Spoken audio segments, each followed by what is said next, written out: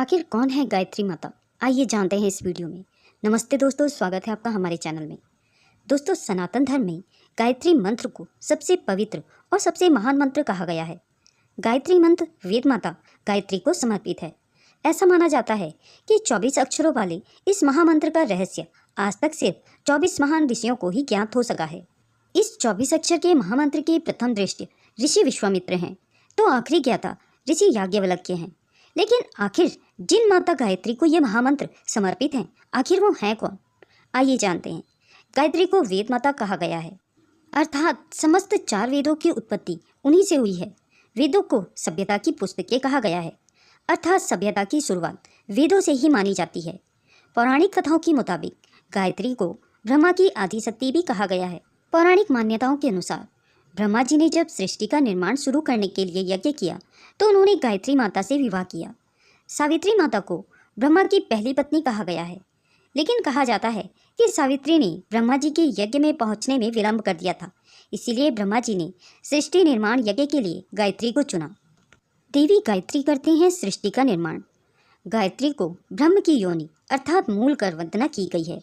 कहा जाता है कि ब्रह्मा सृष्टि के निर्माण के साथ ही निष्क्रिय हो जाते हैं और उनकी शक्ति गायत्री ही सृष्टि के निर्माण का कार्य अपने हाथों में ले लेती हैं, यज्ञ व्यवस्था को स्थापित करती हैं, जिनसे सृष्टि का निर्माण और संचालन आगे बढ़ता है। गायत्री मंत्र के तीनों पदों से ही तीनों लोकों और त्रिदेवों का उद्धार बताया गया है।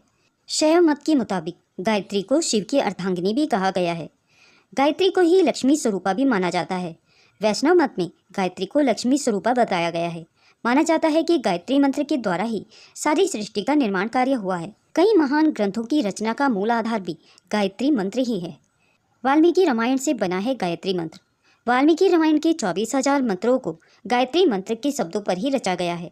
श्री वेदव्यास जी ने श्रीमद् भागवत की रचना का आधार गायत्री मंत्र से ही लिया है।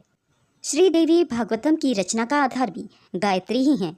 जिस प्रकार माँ गंगा हमारे इस लोक में पापों का नष्ट कर देती है, उसी प्रकार गायत्री मंत्र हमारी आत्मा की अशुद्धियों को दूर कर हमें मुक्त कर देती है।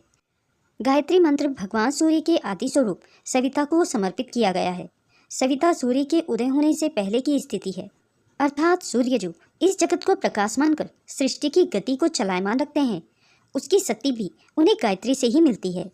ऐसी मान्यता है कि जो तीनों संध्याओं में गायत्री की उपासना करता है, वो अपने पिछले, वर्तमान और अगले जन्मों के सभी पाप से खुद को मुक्त कर लेता है।